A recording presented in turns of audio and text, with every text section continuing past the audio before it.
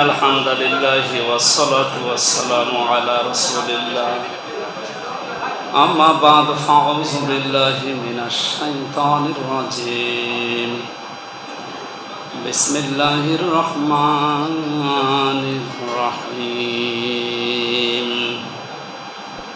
ووضع الكتاب فترى المجرمين مشفقين مما فيه ويقولون يا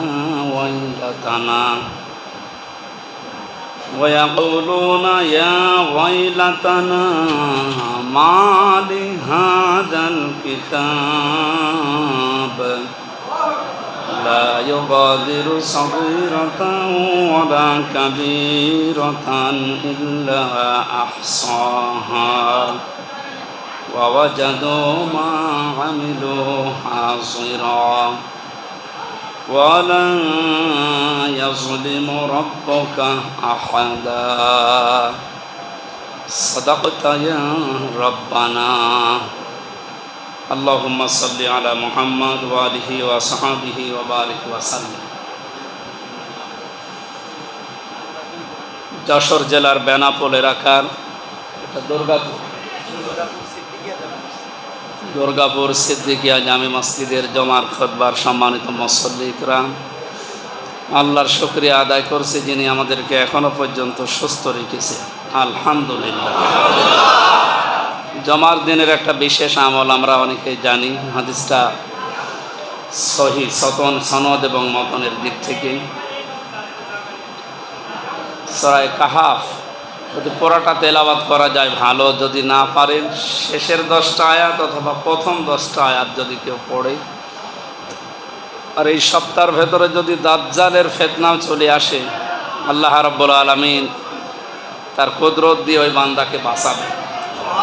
এই আমলটা আমি সহ যারা আছি আমরা যেন শুরু করি জমার দিন। মানুষ তো বাইরে অনেক দেখলাম, মানুষ বেশি হয়ে গেছে। কি প্রচার করেছিলেন নাকি?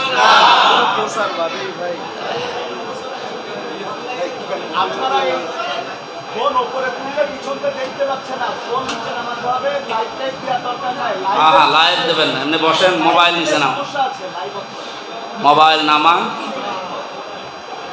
কথা শোনার চেষ্টা করেন ভাই, কথা শোনার চেষ্টা করেন। যারা আহ্বানে সাড়া দিয়ে সেই কুষ্টিয়া থেকে পর্যন্ত আজকে কোরআনের কথা বলার জন্য মূল উদ্দেশ্য এটা এসেছি। আপনাদের এই মসজিদের সম্মানিত খতিব মাওলানা এনামুল হাসান বিন নূর দামাত বারকাতুহুমুল আলিয়া, সম্মানিত ব্যক্তিবর্গ, বিশেষ করে আল্লাহর ঘরের মুসল্লি যারা, এরা তো এমনিতেই সম্মানিত। এবং জাহান্নামে যে মানুষগুলো যাবে তাদেরকে জিজ্ঞাসা করবে ফেরেশতা, মা সালাকাকুম ফি সাকার, কেন জাহান্নামে আসলে? এই যে সাকার নামে যে জাহান্নামের একটা দরজার নাম, স্তরের নাম, এই জাহান্নামে কেন এসেছো? জাহান্নামী মানুষেরা প্রথম বাক্যেই বলবে ক্বালু লাম নাকু মিনাল মুসাল্লিন, আমরা নামাজি ছিলাম না, মুসল্লি ছিলাম না। মুসল্লি না থাকা এটা জাহান্নামে যাওয়ার কারণ। যে মানুষগুলো এসেছেন আপনারা মুসল্লি, অনেক দাম আপনাদের। এই মুসল্লিদের সামনে আল্লাহ আমাকে বসার তৌফিক দিয়েছেন, এর জন্য আমিও শুকরিয়া জানাচ্ছি, আলহামদুলিল্লাহ। কোরআনে কারিমের সূরা কাহাফের 49 নম্বর আয়াতটা আমরা পড়েছি। স্থান, কাল, পাত্র ভেদে এবং বাস্তবতার নিরিখে কথা বলা দরকার। এখন ঘরে আগুন লেগেছে, আমি যদি দোয়া কালাম পড়ি হবে? আগে পানি দিয়ে লেভাতে হবে। সুতরাং যে আগুন চলছে সারা দুনিয়ায়, এই আগুন লেভাতে কিয়ামতের জবাবদিহিতা, এইটা যতক্ষণ পর্যন্ত মানুষের ভেতরে না আসবে, যত উন্নয়ন চোখে দেখেন না চোখে, বাস্তবতায় আসলে এটা না। আমরা হয়তো মনে করতে পারি সিঙ্গাপুর এত উন্নত, আমেরিকা এত উন্নত, 6টা-7টার পরে মার্কেট সব বন্ধ হয়ে যায়। কারণ মানুষের ভেতরে ভয়টা আল্লাহর নেই, ভেতরে ভয় আসছে। নবীজি ওই যুগে 1500 বছর আগের কথা আমরা জানি, যে সময় মানুষ দেখলে মানুষ সবচাইতে বেশি ভয় পেত। ওই সময়ে মানুষকে মানুষ দেখলে যেন আশার সঞ্চার জাগে, এইরকম একটা পরিবেশ তৈরি করে দিয়েছিলেন। যে বিশ্বাসটার কারণে তার নাম কিয়ামত। এটা জবাব দেওয়া লাগবে। এই বিশ্বাস যতদিন পর্যন্ত মানুষের ভেতরে বদ্ধমূল না হবে, ওর জীবনও পরিচ্ছন্ন হওয়া সম্ভব না। ওর পরবর্তী যারা আশপাশে আছে, ওই পরিবার, ওই সমাজ, ওই রাষ্ট্র, ওইটাও সঠিকভাবে টিকে থাকা সম্ভব না। চর্মচোখে হয়তো দেখতে পাওয়া যায় যে অনেক কিছু হচ্ছে, ভিত ঠিক না থাকলেও উপরের বিষয়গুলো এমনিতেই খসে পড়ে। এই জন্য ভিত তৈরি করার জন্য কিয়ামতে জবাব দেওয়া লাগবে। এই বিশ্বাস যত দৃঢ় হবে, জাতি সব দিক থেকে উন্নয়ন এবং উন্নতি লাভ করবে। আল্লাহ রাব্বুল আলামিন ওই বিষয়টা আমাদেরকে খুব গুরুত্ব দিয়ে জানিয়েছে।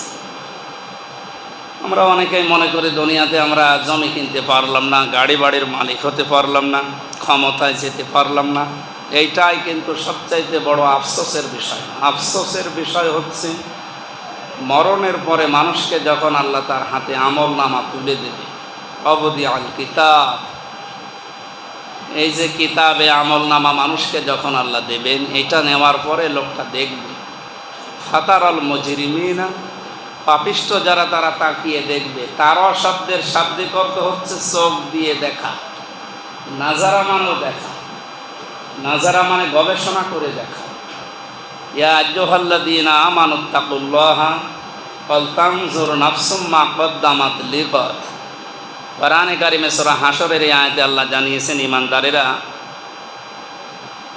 আল্লাহকে ভয় করো, আর পরবর্তী যে একটা জীবন আসছে আগামীকাল, এই জীবনের জন্য তোমার প্রস্তুতি কতটুকু আছে ওইটাও তুমি একটু ভালো করে দেখো। এখানেও দেখার কথা আছে। সূরা কাহফের ৪৯ নম্বর আয়াতের মাঝের অংশেও দেখার কথাই আছে। ফাতার, তারা মানেও দেখা, নাজারা মানেও দেখা। এই দেখা ওই দেখার ভেতরে পার্থক্য আছে।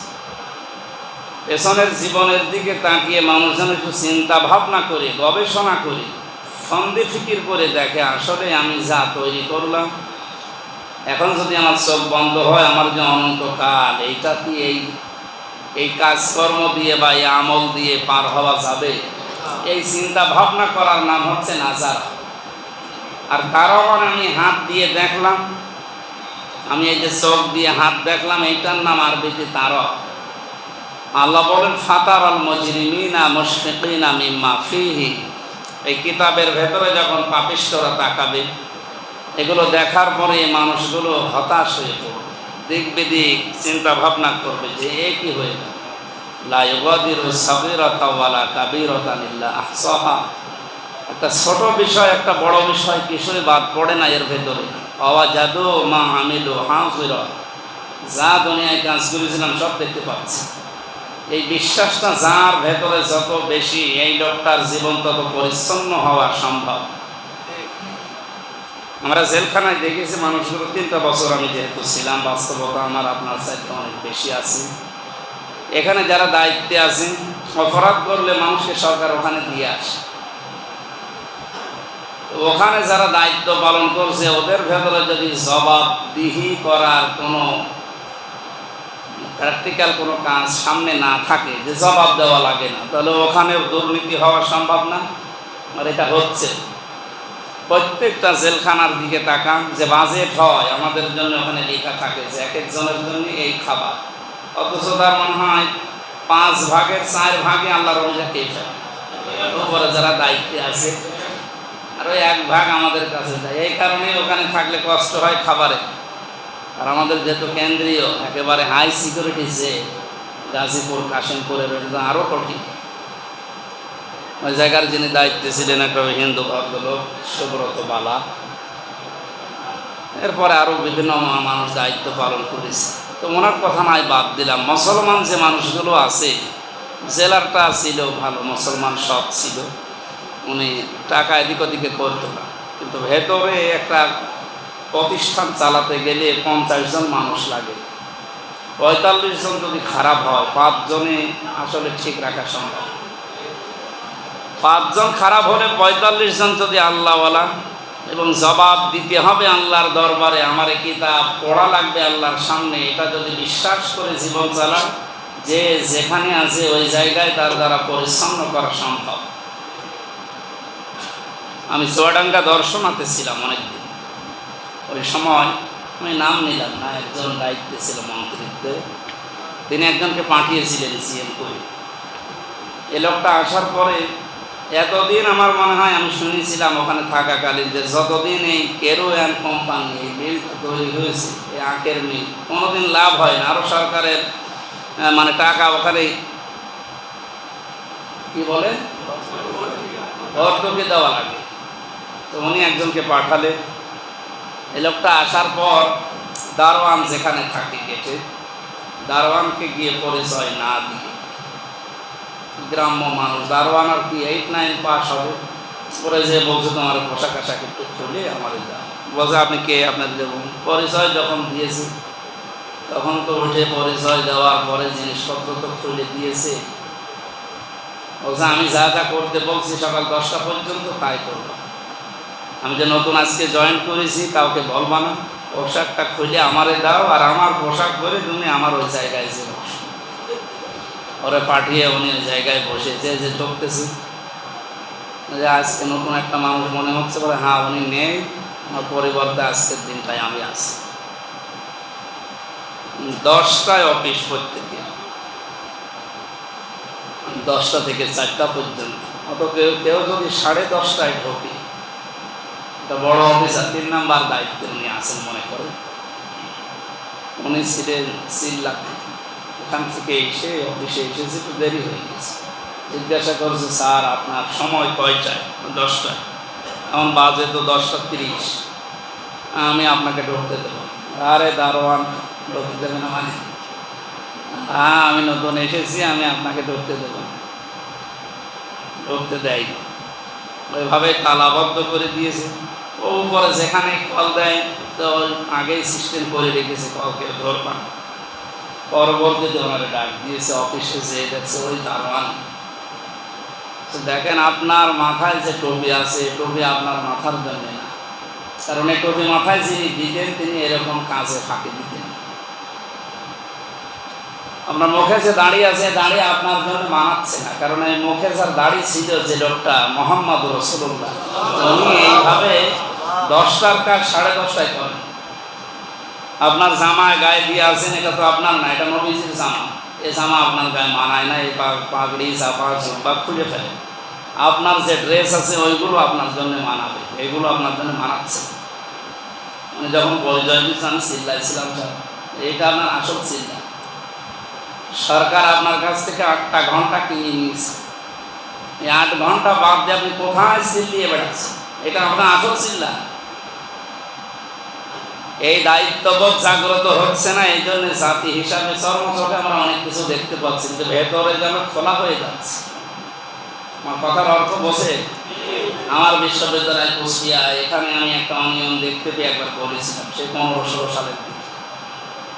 সেটা নিয়ে অনেক তোলপাড় হয়েছে। হ্যাঁ উনি এই প্রতিষ্ঠানের পরে প্রতিষ্ঠানকে বাস দিল, বাস দেবার মানে আপনি অন্যায় করবেন আর আপনার অন্যায়ের কথা বলাও যাবে না, একটা কথা হলো। খলিফাতুল মুসলিমিন হযরত ওমর রাদিয়াল্লাহু তাআলা আনহু খুতবা দিচ্ছিলেন, এভাবে এক মুসল্লি উঠে ডাক দিয়ে বলছে, খলিফা আপনার বয়ান বন্ধ করুন, আমার একটা প্রশ্ন আছে, আমি বন্ধ করবো বয়ান, আপনার প্রশ্ন আছে জবাব দিয়ে তারপরে বয়ান করা লাগবে। তারপরে তো এনামুল হাসানের মতো এরকম ছোটোখাটো মসজিদের উনি ইমাম খতিব না, সারা অর্ধেক জাহানের বাদশাহ ওই সময়, মসজিদে নববীর খতিব। হাতের আঙ্গুল ইশারা করলেন, মুসল্লি উড়িয়ে যাওয়ার কথা। উনি বললেন ঠিক আছে, কি বলবেন বলেন। উনি বললেন আপনার শরীরের ভেতরে যে পোশাক আছে, এই পোশাকটা বানাতে অনেক কাপড়ের প্রয়োজন, এই কাপড়ের অর্ধেক কাপড় আমরাও পেয়েছি, এই হিসাবে আপনারও তো একটা পাওয়ার কথা এই দেশের মানুষ হিসাবে। আপনি এই যে কাপড় বানিয়েছেন এটা ডবল কাপড় মনে হচ্ছে, কোথায় পেয়ে? আপনি বললেন জবাব আমি না নিয়ে আমার ওই যে ছেলে আছে আব্দুল্লাহ, পরে জিজ্ঞাসা কর। উনি ওঠে বললেন আমার বাবা আপনাদের মতো একটা কাপড় পেয়েছিলেন, আমিও পেয়েছিলাম। আমার বাবার কাপড়টা যা, ওইটা দিয়ে ওই রকম জামা বানানো সম্ভব না। ওনার যেহেতু রাষ্ট্রের বিভিন্ন দায়িত্বে যাওয়া লাগে, কাজে মেহমানরা আসে বাইরে থেকে, তাদের সাথে দেখাশোনা কথাবার্তা বলা লাগে। আমার জামা যা আছে আমার চলার মতো আছে, আমারটা আমার বাবাকে এবার দিয়েছি, পরবর্তীতে যখন বাজেট আসবে তখন আমার বাবারটা নিয়ে আমি। মুসল্লি ডাক দিয়ে বললেন, খলিফা আপনি আরম্ভ করেন খুতবা, আপনার কথা শুনতে আমরা রাজি আছি। আর যিনি সর্বোচ্চ দায়িত্বে আছে সেখান থেকে শুরু করে এই ইউনিয়নের মেম্বার পর্যন্ত যারাই দায়িত্বে আছে, এই ১৬২৮ জন মানুষের জীবন যদি এইরকম তৈরি হয়ে যেত, আমরা দৃশ্যমান যা দেখতে পাচ্ছি এর কমপক্ষে ৫০ গুণ আরো বেশি দেখতে পেতাম। হিসাব করে দেখেছেন সাবেক আইজির জীবনটা কি অবস্থা করেছে। জবাব দেওয়া লাগবে আমাকে একদিন। এই টেন্ডেন্সি তৈরি না হলে আমাদের পরিচ্ছন্ন জীবন কখনোই সম্ভব না। জবাবদিহিতা এখন আস্তে আস্তে উঠে যাচ্ছে। আমরা এতক্ষণ পর্যন্ত আলোচনার সারমর্ম এই, আমি যেন সফল হতে পারি আমল নামাটা দেখে যেন আমার কান্না করা না লাগে। এমন কোনো কিছু তৈরি করা দরকার যে জীবন তৈরি করলে আমি নিজে পড়তে পারবো। কিয়ামতের ময়দানে আল্লাহ পাক যখন একটা হাতে দিয়ে বলবেন পড়ো, ওয়া আম্মা মান উতিয়া কিতাবাহু বিয়ামিনিহি ফাসাউফা ইউহাসাবু হিসাবান ইয়াসীরা ওয়া ইয়ানকালিবু ইলা আহলিহি মাসরুরা। জীবনের দিকে তাকিয়ে, কাগজের দিকে তাকিয়ে পড়তে পড়তে যখন দেখবে যে সব আমার পক্ষের কথা, আমি জমি জায়গা ফাঁকি দেইনি, জেনা করিনি, ওই মানুষের অধিকার নষ্ট করিনি, দুনিয়ায় আরামে থাকার জন্য কোনো অবৈধ পথ আমি বেছে নেইনি, এগুলো পড়তে পড়তে ভালো লাগবে, তখন আনন্দে ছুটি যাবে তার পরিবারস্থ লোকদের কাছে। ওয়া আম্মা মান উতিয়া কিতাবাহু বিশিমালিহি ফায়াকুলু ইয়া লাইতানি। আল্লাহ পাক বলেন, কোন মানুষকে যদি আমি আল্লাহ বাম হাতে আমল নামাটা দিয়ে দেই, শুধু এইভাবেই বাম হাত দিয়ে দিতে পারবে তা না। নবীজি বলেন তাফসীরের ভেতরে পেয়েছি, পেছনের এই পিঠ থেকে বুক পর্যন্ত আল্লাহ ফাঁকা করে ফেলবে। হাতটা বুকের ভেতর দিয়ে ঢুকিয়ে পেছন দিক থেকে বের করে বলবে, এবারে কাগজটা নাও। শুনতে যত সহজ মনে হচ্ছে, বাস্তবতা অত সহজ। এই কঠিন অবস্থায় এটা হাতে পাওয়ার পরে যখন পড়তে থাকবে, ২-৩ লাইন পড়ার পরে স্টপ হয়ে যাবে। আল্লাহ পাক বলেন, পড়ো না কেন? লোকটার মুখ দেওয়ার কথা বের হবে না। শুধু কিয়ামত কবে হবে, কবে পড়তে দেবে, ওইটা বাদ দিয়ে যদি এখনই সামনে নিয়ে আসেন, বলেন তো আপনি আসলে কি পড়তে পারবেন? আমার যতটুকু জীবনের ধারণা, আমার তো মনে হচ্ছে না সব আমার দ্বারা পড়া সম্ভব না। আপনারা পারবেন, আপনার ভালো মানুষ। যে এখান থেকে যদি আপনার জীবনটা পরিবর্তন না আসে, আমার মনে হয় এখন ফেরেশতা আজরাইল আসলেও আপনার আর পরিবর্তন হবে। এই যে 2টা দৃশ্যের কথা বললাম, একটা পাওয়ার পরে ডান হাতে এভাবে নিয়ে মানুষ পড়েই আনন্দ পাবে, ছুটে যাবে ইলা আহলিহি মাসরুর, আনন্দ করতে করতে পরিবারস্থ লোকদের কাছে। এই জন্য দুনিয়াতে যে মানুষের আমল নামা ভালো হয়, এ মানুষ কিয়ামতের সর্বপ্রথম আমল নামা পড়তে পড়তে তার স্ত্রীর কাছে যাবে, যদি থাকে। স্ত্রীর কাছে আনন্দে যে বলবে, দেখো আমার জীবন সফল হয়ে গেছে। 2 নম্বর সারে আল্লাহ বাম হাতে এটা দেবে, সরাসরি এইভাবে দিলে তো হতো। বুকের ভেতর দিয়ে হাত বের করে পেছন দিক থেকে বলবে, এবার ধর। নেওয়াই তো কঠিন, পড়া তো আরো করার কথা। ও যে সমস্ত বিষয়গুলো নিয়ে দুনিয়ায় গর্ব করতো, ওইগুলো একটা একটা করে এবার সামনে আসে। মাগনা আন্নি মালিয়া হালাকা আন্নি সুলতানিয়া। আল্লাহ পাক বলেন, এই মানুষটা এটা হাতে নিয়েই দেখবে ওর জীবনের যত ক্ষমতা, পাওয়া, টাকা পয়সা, প্রভাব, প্রতিপত্তি, ওগুলো সব আমি আল্লাহ ধ্বংস করে দেব। এগুলো তো অন্য মানুষের জীবনে আসবে, আমাদের জীবনে নেই নাকি? এতটুকু বলে যদি আল্লাহ শেষ করে দিতেন, আয়াত আমরা পড়তাম। এর বাস্তবতার দিকে তাকান। খুযুহু ফাগুল্লুহু সুম্মাল জাহিমা সাল্লু। আল্লাহ পাক বলেন ফেরেশতাদেরকে তখন বলবো, 70 গজ শিকল দিয়ে এই লোকটারে বেঁধে ফেল। এখন প্রশ্ন আসতে পারে, 3 হাত শিকল হলেই তো বাঁধা যায়, 70 হাত শিকলের কথা সামিউনা শব্দ দিলেন কেন? এখান থেকে এই মসজিদের গেট পর্যন্ত যদি একজনকে জুতার মালা দিয়ে এটুকু বলে যা, ওখান থেকে জুতার মালা খুলে ও আবার পোশাক করে চলে গেল, এই লোকটা যতটুকু অপমান হবে, এখান থেকে যদি বেনাপোল মোড় পর্যন্ত জুতার মালা দিয়ে ঘোরায়, ওর অপমান বাড়বে না কমবে?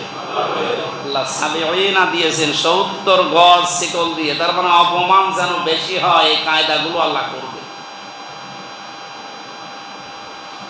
এই মানুষগুলোর যে শাস্তির কথা বলছেন, এই যে অপমান ওর জীবনের কোনো কিছু কাজে আসছে না। হালাকা আননি সুলতানিয়া মা আগনা আননি মালিয়া, ওর মাল সম্পদ ক্ষমতা সব এখন আয়ত্তের বাইরে চলে গেছে, কিচ্ছু কাজে আসছে না। এগুলো বলতে বলতে আল্লাহ বলেন অপমানজনক কাজ ওর সাথে করা হবে, যেই দুইটা কারণে সম্মাল জাহিমা সল্লো জাহান্নামের ভেতরে উল্টো করে ফেলে দে, এভাবে না ফেলে মাথা আগে দে পা উপরে দে। কেন? যে সমস্ত অপরাধের কথা কোরআনে আমরা পেয়েছি ৭৭টা, কয়টা? এর ভেতরে এখানে আল্লাহ দুইটা দিয়েছে। এক নম্বরে দিয়েছে সুম্মা ফি সিলসিলাতিন যারউহা সাবউনা যিরাআন ফাসলুকু ইন্নাহু কানা লা ইউমিনু বিল্লাহিল আযীম। এক নম্বরে যে মানুষগুলো পৃথিবীতে মহান আল্লাহর উপরে ঈমান আনে না। আমার প্রশ্ন হতে পারে, ঈমান নেই মানে আমার আল্লাহ একজন আছে আমি বিশ্বাস করি না। ঈমানের যে 4টা বিষয় আয়াতের ভেতরে আমরা পাই, তাফসিরে ফি জিলালিল কোরআন সৈয়দ কুতুব লিখেছেন, কোনো মানুষ যদি বলে আমি ঈমান এনেছি, কমপক্ষে তার দুনিয়ায় 4টা বিষয় দুনিয়ার মানুষকে সে দেখাতে হবে যে আমি এই 4টা বিষয় মানি। ওই যে ছোটবেলায় কায়দা পড়াই মাদ্রাসা দেখে আসলাম, আসার সময় ওখানে কায়দা পড়ায়, হুজুরা প্রথমেই পড়িয়েছে আমানতু বিল্লাহি কামা হুয়া বিআসমাইহি ওয়া সিফাতিহি ওয়া ক্বাবিলতু জামিয়া আহকামিহি ওয়া আরকানিহি। কথাগুলো পড়ায় না? ছোটবেলায় আমাদের পড়িয়েছে, ওই সময় বুঝি না। এখন বুঝতেছে যে সব তো এই 4টা শব্দের ভেতরেই দোকান আছে। আমানতু বিল্লাহি ওস্তাদ পড়ায় যে বলো আমি এমন আল্লাহর উপরে ঈমান এনেছি কামা হুয়া, যার অস্তিত্ব আছে। আমরা এমন আল্লাহকে বিশ্বাস করি যার অস্তিত্ব নেই। বলেন বলেন। আমি ঈমানের এই সংজ্ঞাগুলো একটা একটা করে বলছি খেলা করার জন্য, একটু মিলান তো যে আপনি আসলেই আপনার ঈমান আছে কিনা ভেতরে। আমি এমন আল্লাহর উপরে ঈমান এনেছি যার অস্তিত্ব আছে, বিআসমাইহি, এবং যার নাম আছে। কি আছে? প্রশ্ন আসতে পারে নাম শুধু আমরা অস্তিত্ব আছে আল্লাহর এটা বিশ্বাস করি, অন্য ধর্মের লোকও তো বিশ্বাস করে না, ওদের সাথে আমাদের প্রথমটার মিল আছে। আমরা আল্লাহর অস্তিত্বে বিশ্বাস করি, আর ওদের অস্তিত্ব তো সামনে, একেবারে সামনাসামনি নিয়ে ইবাদত করছে। তাহলে প্রথমটা ওদের সাথে আমাদের ঈমানের মিল আছে না? দ্বিতীয় নম্বর, আমরা আল্লাহর নাম পেয়েছি, ওরা ওদের দেবতার নাম দিয়েছে। আমাদের আল্লাহর নাম হয়তো ৫,০০০, ৯৯টা কায়দায় আছে, ৫,০০০ নাম আছে আল্লাহ। আর ওদের দেবতার নাম কি ২-৩ হাজার, ৫,০০০, ৩৩ কোটি।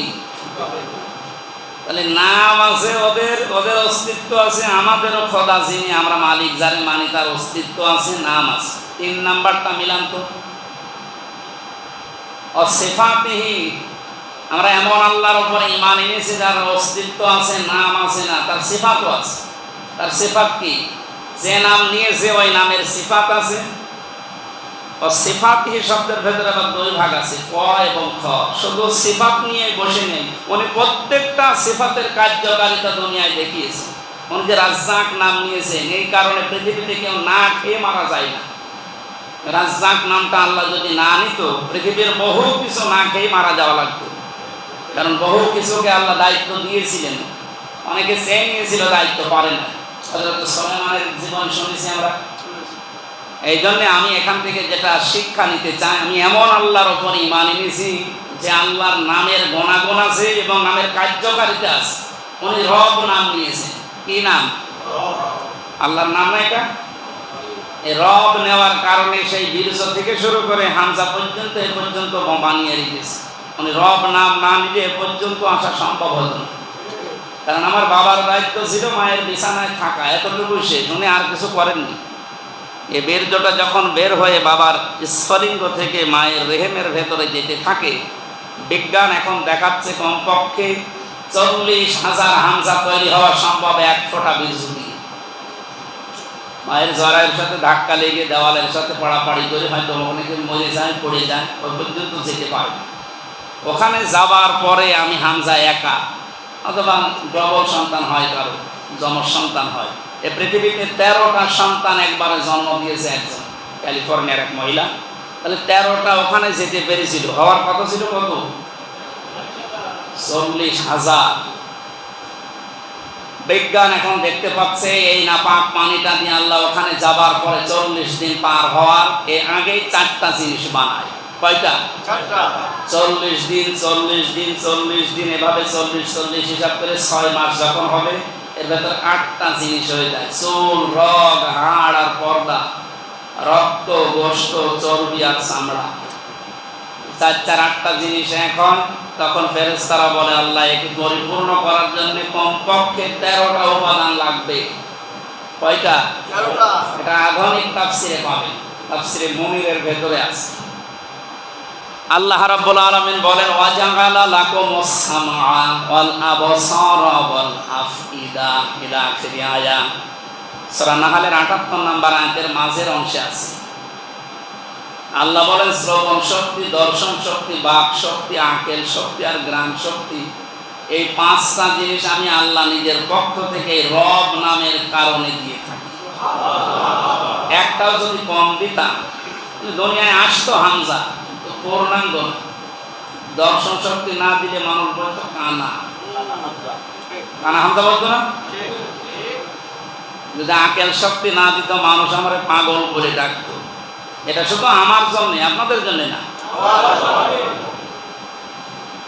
এই যে 5টা জিনিস উনি দিলেন, একটা নিয়ামত যদি আল্লাহ বলতো আমি দেইনি, যা তুই কি করবি কর, দুনিয়ায় আসতাম আমি ঠিকই। পূর্ণাঙ্গ না অপূর্ণাঙ্গ? এতটুকু আল্লাহ শেষ করেন। এখন ছেলে হবে না মেয়ে হবে 13টা দেওয়ার পরে তখন আল্লাহর সিদ্ধান্ত আসে ওয়াল্লাযী ইউসাউবিরুকুম ফিল আরহামি কাইফা ইয়াশা। তোমাদের মায়ের রেহেমের ভেতরে আকৃতিটা আমি আল্লাহ বানাই। এজন্য বডি বানিয়েছে ফেরেশতারা, আর এই আকৃতি আল্লাহ নিজের কুদরতি হাত দিয়ে বানিয়েছে। সুবহানাল্লাহ। এজন্য এটা মেয়েদের শোনানো দরকার। ওরা অনেকেই বলে তোর মুখে লাথি দেবে, শব্দ বলা কিন্তু ঠিক না। মুখটা বানিয়েছে কে? আল্লাহ। এটা মেয়েরা শুনছে, যেহেতু রেকর্ড হচ্ছে শুনবে। সম্মানিত মা বোনেরা, ভুল করে এই গায়ে কাউকে দেবেন, কারণ মুখটা সরাসরি আল্লাহ নিজের হাত দিয়ে বানিয়েছে। এই জন্য পৃথিবীর যত সৃষ্টি সবচাইতে সুন্দর সৃষ্টি হচ্ছে মানুষের এই আকৃতিটা। লাকাদ খালাকনাল ইনসানা ফি আহসানি তাকওয়িম, সবচাইতে সুন্দর করে আমি মানুষকে বানিয়েছি। আল্লাহু আখরাজাকুম মিন বুতুনি উম্মাহাতিকুম, আল্লাহ বলেন আস্তে করে এবার বাচ্চার আকারে মায়ের পেট থেকে ধরে নিয়ে আসলাম। এই যে নেই থেকে আস্তে আস্তে করে পূর্ণতায় যিনি পৌঁছিয়ে দেন, এনার যে 19টা অর্থ আছে তার প্রথম অর্থ এইটা। ওনার নাম কি? রব। বলে তো বলেন রব। কয়টা নাম নিয়েছে? 5000। এরা শুনছে তো নাকি আন্দাজে ভালো আল্লাহ বলেন আমি নাম নিয়েছি বিআসমাইহি, শুধু আমার নাম নিয়ে বসে নেই। হিন্দুরা ওদের দেবতার নাম দিয়েছে, খ্রিস্টানরা ওদের দেবতার নাম দিয়েছে। তো নামের সাথে কামের মিল থাকা লাগবে। আল্লাহ প্রত্যেকটা নাম নিয়ে নামের গুণাগুণ দেখিয়েছেন এবং কার্যকারিতা দেখিয়েছেন যে এই নামের এই কার্যকারিতা। এটা যদি একটা একটা করে এখন ব্যাখ্যা করা যায় কয়েক ঘন্টা লাগবে। প্রত্যেকটা নামের পেছনে 7টা, 10টা, 19টা, 25টা, 27টা, 39টা, 77টা পর্যন্ত অর্থ করা আছে। আমি তাফসীরে মুনিরটা যারা লেখাপড়া করেন তাদেরকে পড়তে বলছি, দেখবেন সাবজেক্ট তৈরি করতে পারবেন। এক একটা শব্দ দিয়ে হাজার হাজার কথা লেখা আছে। জেলখানায় 3টা বছর তো আমাদের তালাবদ্ধ ছিলাম। আমি 24 ঘন্টা ফাঁসির কন্ডেম সেলে ছিলাম। মাওলানা মামুনুল হক, মাওলানা শাকাওয়াত হোসেন রাজি, এই আলেমগুলোর সাথে সারাদিন এই বিষয়গুলো। 3 বছর যদি একাধারে কোনো বিষয় নিয়ে, শুধু অন্য বিষয় তো নেই, কোরআন হাদিস ছাড়া আমার জ্ঞানের পরিধি আল্লাহ যা ছিল, আমি আশা করছি আমার নিজের দিকে তাকিয়ে বেড়ে গেছে। কষ্ট হয়েছে, কিন্তু আল্লাহ এই কষ্টের মাধ্যমে যে জিনিসটা দিয়েছে, এইগুলো যদি এখন জাতিকে আমি ডেলিভারি দিতে পারি, আমার মনে হয় জাতি আরো উপকৃত হবে আগের চাইতে ইনশাআল্লাহ। ওনাদের ধর্মের সাথে আমাদের ধর্মের আল্লাহর মিল 3 পর্যন্ত আছে। 1, কামাল হুয়া, অস্তিত্ব ওনাদেরও দেখতে পাচ্ছি, আমরাও বিশ্বাস করি যে আল্লাহর অস্তিত্ব আছে। 2 নম্বরে বিআসমাইহি, ওনাদেরও নাম আছে আমাদেরও আছে। 3 নম্বরে সিফাতি, ওনারা আমাদের দেবতার বিভিন্ন সিফত দিয়েছে। যে দুর্গার কাজ হচ্ছে ফসলে বরকত দেওয়া, এটা কি বাস্তবে হয়? মানে দুর্গাকে ফসলের মাঝে বসিয়ে রাখেন, দুর্গা সহ ফসল চুরি হয়ে যাবে। আমাদের মাবুদ যিনি শুধু নাম নিয়ে হা করে বসে আছে, মানে রাজ্জাক, মানে রব, মানে মালিক। মানে হাকিম, এই যে হাকিম শব্দটা ওনার নামের ভাগে পাওয়া যায়। হাকিম কার নাম? হাকিম মানে কি? যিনি হুকুম দেন। বলেন তো এই নামের কার্যকারিতা যদি আজ আমরা দেখাতে পারতাম যে উনি হুকুম দেওয়ার মালিক, আলা আলাহুল খালকু ওয়াল আমর, বানিয়েছে উনি, হুকুম চললো না, এ পৃথিবী পাল্টিয়ে যেত না? আমরাও পাল্টিয়ে যেতে পারতাম।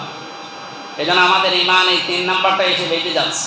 ওনারা ওনাদের দেবতার নাম দিয়েছে, নামের গুণাগুণ বিশ্বাস করে, আমরা নামই দিয়েছি, বিশ্বাসও করি, কিন্তু নামগুলোর গুণাগুণ আমাদের বাস্তবতা আমরা দেখাতে পারছি না। হাকিম ঠিক নেই, আমার রাজ্জাক ঠিক নেই, আমার রাজ্জাক আল্লাহর পরিবর্তে এখন আমার জমি, আমার ব্যবসা। আমি কি বেশি করে ফেললাম? এরপরের গুলো তো আরো কঠিন। সিফাতিহি ওয়া ক্বাবিলতু জামিয়া, আমি এমন আল্লাহর উপর ঈমান এনেছি, আহকামিহি ওয়া আরকানি, তার যত রুকন আছে, হুকুম আছে, আহকাম আছে, সব আমি শুধু বিশ্বাস করলাম না, এটা মেনে আমি আমার প্র্যাকটিক্যাল লাইফে দেখাবো। এই 4টা কথা বলার এই শেষের 3টার সাথে ওনাদের এই পয়েন্টগুলোর সাথে অন্য ধর্মের সাথে মিল। আমাদের আল্লাহর শুধু অস্তিত্ব আছে তা না, ওনার নাম আছে শুধু তাই না, নামের গুণাগুণ আছে, কার্যকারিতা আছে, তার হুকুম আহকামগুলো আমি এমন আল্লাহকে বিশ্বাস করি যে আমি প্র্যাকটিক্যাল লাইফে আজকে থেকে দেখাবো। এই ঈমান যদি আমরা আনতে পারতাম তাহলে কিয়ামতে ওই অপমানজনক অবস্থায় আমাদের পড়তে হবে না বা হতো না।